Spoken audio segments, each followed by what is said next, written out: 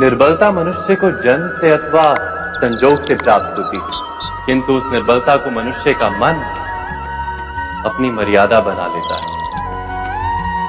किंतु कुछ व्यक्ति ऐसे भी होते हैं जो अपने पुरुषार्थ और श्रम से उस निर्बलता को पराजित कर देते हैं। क्या भेद है उनमें और अन्य लोगों में? क्या आपने कभी विचार किया है?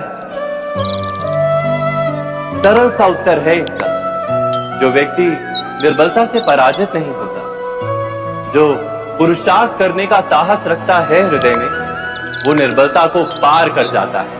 अर्थात निर्बलता अवश्य ईश्वर देता है, किंतु मर्यादा मनुष्य का मन ही निर्मित करता है। स्वयं विचार कीजिए।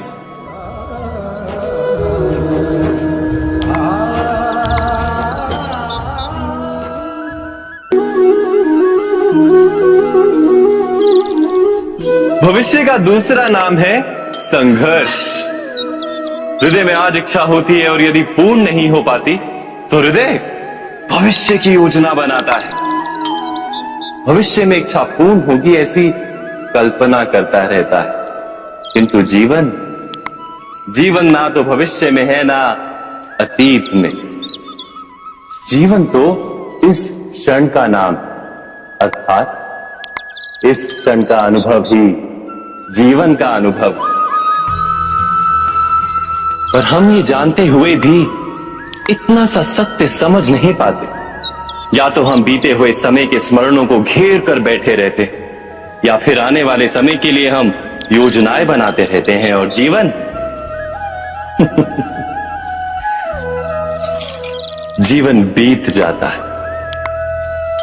एक सत्य यदि हम हृदय में उतार लें कि ना हम भविष्य देख सकते हैं, ना ही भविष्य निर्मित कर सकते हैं, हम तो केवल धैर्य और साहस के साथ भविष्य को आलिंगन दे सकते हैं, स्वागत कर सकते हैं भविष्य का।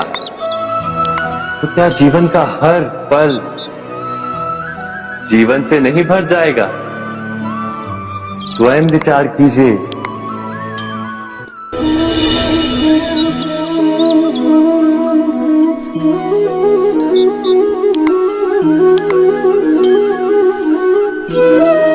ज्ञान प्राप्ति सदा ही समर्पण से होती है, यह हम सब जानते हैं।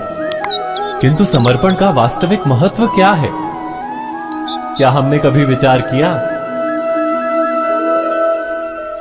मनुष्य का मन सदा ही ज्ञान प्राप्ति में विभिन्न बाधाओं को उत्पन्न करता है।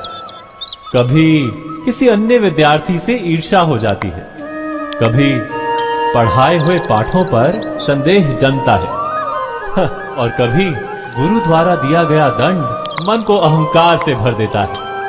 नहीं, क्या ऐसा नहीं होता?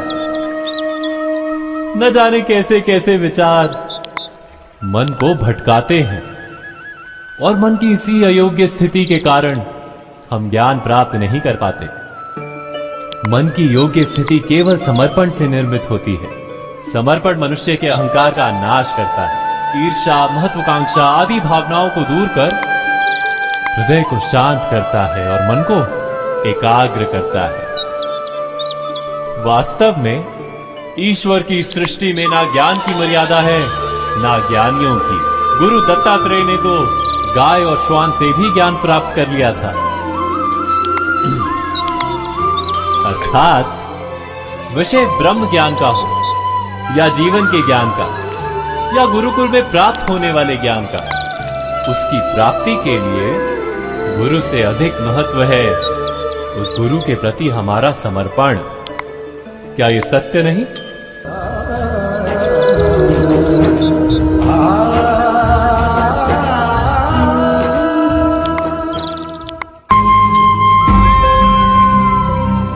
प्रत्येक मनुष्य के जीवन में ऐसा क्षण अवश्य आता है जब सारे स्वप्न, सारी आशाएं, सारे दृश्य ध्वस्त हो जाते हैं। जीवन के सारे आयोजन ही बिखर जाते हैं। एक और धर्म होता है और दूसरी ओर सुख। इसी को धर्म संकट कहते हैं। जब धर्म का वहन ही संकट हो और धर्म का त्याग ही सुख, विचार कीजिए, कभी किसी स्वजन के विरुद्ध सत्य बोलने का अवसर प्राप्त हो जाता है, कभी ठीक दरिद्रता के समय सरलता से चोरी करने का मार्ग प्राप्त हो जाता है, कभी किसी शक्तिशाली राजनेता या राजा के कर्मचारी का अधर्म प्रकट हो जाता है।